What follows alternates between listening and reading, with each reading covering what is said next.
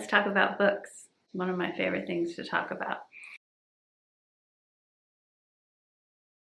Today I wanted to share with you a bunch of different books that inspire me and get me excited to create. A lot of these are gifts that I've gotten either from my birthday in August or for Christmas.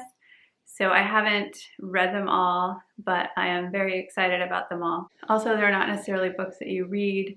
Some of them are just books you look at the pictures of and just get inspired by. So I thought I would share those today. So the first category of books that I've been getting really excited about lately has been interior design books, and mainly English country cottage decor. So I got this book called British Designers at Home, and I just got it for Christmas, so I haven't looked at it, but I'm very excited to do so. Another designer that I found recently, and I had to buy her book because I just saw one photo and I was sold on her style. I think I might have come across her on Pinterest or YouTube, and I'm not sure if I'm saying her name right, but it's Vita Human, and the book is called Every Room Should Sing. And in particular, I just love this image on the cover. Similar to these is another book I got for Christmas called Patterns of Portugal, and I just love things like old peeling wallpaper, old peeling paint, painted walls like on the outside of buildings, tiles, and just all the different patterns, colors, textures. Those are the things that inspire me so much to paint, and this book has those things.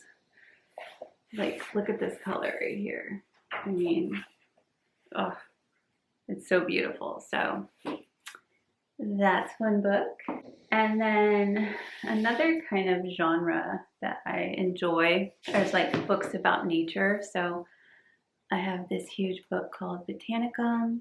There's a whole series of like 9 of these. They have them on Amazon, but they're just like beautifully illustrated, giant hardcover books that are also really good for like homeschooling and stuff like that. But I also have the Oceanarium one. I really want to get the planets one, and it's just so beautiful. The colors, the textures, the patterns. I went to an aquarium in La Jolla last summer, and the amount of like colors and textures just like at the aquarium of all the fish and the coral and all of that was super inspiring too. So that kind of made me get this book. Along the lines of English country cottages, there's this author called Susan Branch, and this is called A Fine Romance, Falling in Love with the English Countryside. And then I got this one for Christmas, and then I got this one last year about Martha's Vineyard, Isle of Dreams, and this is just like a cozy winter read, but she also, like, not only is it like a memoir, but she also illustrates throughout, and she also makes a bunch of books on all the seasons. And so I have her autumn book, and so that's just like seasonal inspiration, cozy country cottage inspiration, and because the seasons is another one of like my, not only my creative inspiration, but just my living inspiration. I get really inspired by the seasons and love to just come up with like an aesthetic as I'm entering a new season, just to kind of romanticize my life. And so these 2 books fall into that category. As does this one I just got for Christmas. It's selected poems of Robert Frost, but it's the illustrated version. And so this is like perfect winter inspiration. And poetry in general, I have like a pretty good collection of poetry books.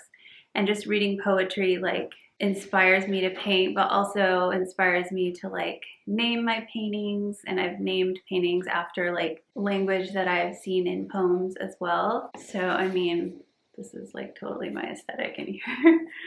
Like rustic country vibes. So there's another one.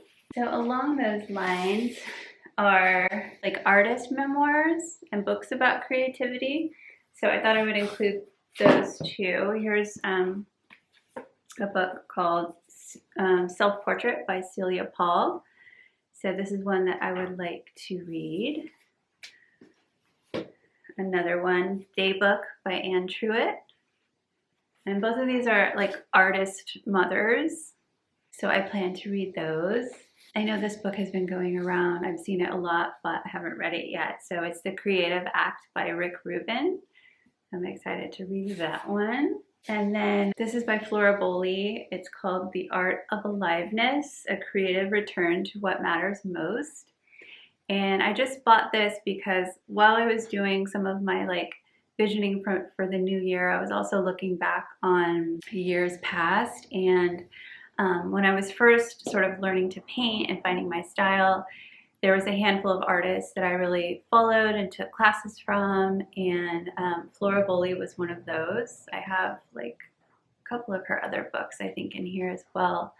But this is like kind of like her personal memoir and sort of like bringing aliveness back to your life and creativity, which is something that I'm trying to do after feeling kind of burnt out and kind of finding my way back to sort of regular creating and having the energy to do so, and just sort of getting that creative spark and spark for life back in general. And so I was just thought this would be a good book to inspire me for that. So around the studio, I'm seeing a lot of other books, so I'm gonna actually take you around and show you those right now. Okay, so I have flipped the camera around. Don't mind the crazy amount of sunlight right here.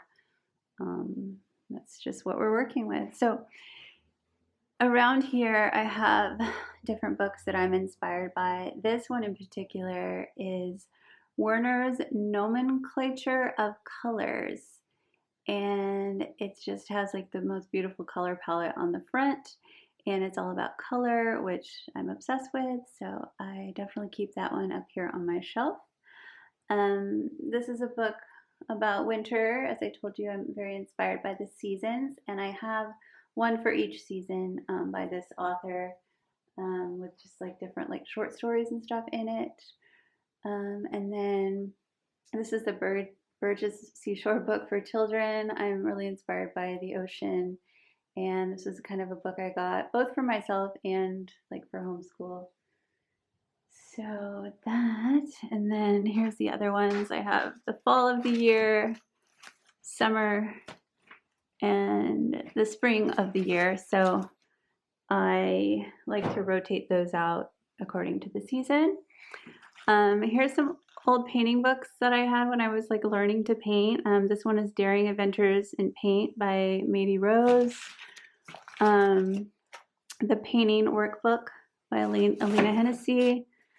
Cultivating Your Creative Life by Alina Hennessy, which was one of the first painting books I bought, and she was definitely one of my teachers when I was learning to paint, and so was Mady.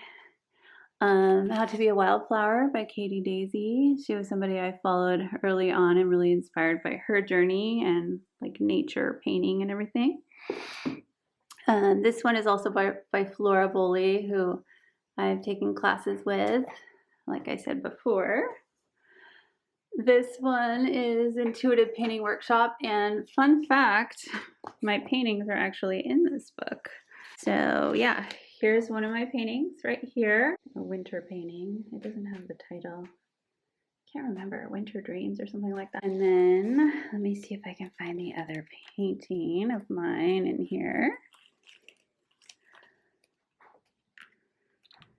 But I was taking classes with Alina early on when I was starting my art business journey and discovering my style and learning to use all these different materials. And Alina was a big part of that. So I've taken a lot of her courses and been mentored by her. And so when I was taking a year in painting with her, all the students basically submitted some of their work and got to have their artwork published, which was awesome. If I can just find the other.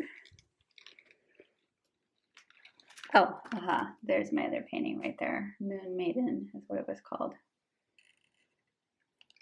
So yeah, I have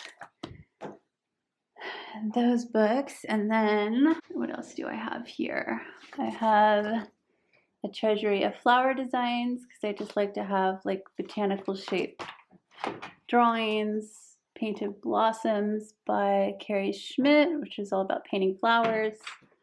This is a Van Gogh book. There we go. The Cottage Fairy Companion. She's somebody that I follow on YouTube. There's this, The Wheel of the Year, just different like seasonal traditions. And then 20 Ways to Draw a Tulip. So yeah, I just like to put a bunch of like art and seasonal books around the art studio to look at and be inspired by. And here's all the books that I mentioned. So I definitely have like other books inside, but those are the main types of books I love to inspire me with, whether it's botanical, artists' memoirs, books about the seasons, nature, interior design, poetry. There's so many different ways to inspire your painting, and just having the physical book is very meaningful. Even though I use like Pinterest and stuff like that, I just love to have a physical book. So thank you for watching. I'll link the books down below that I can find links for, and I'll see you in the next one. Bye!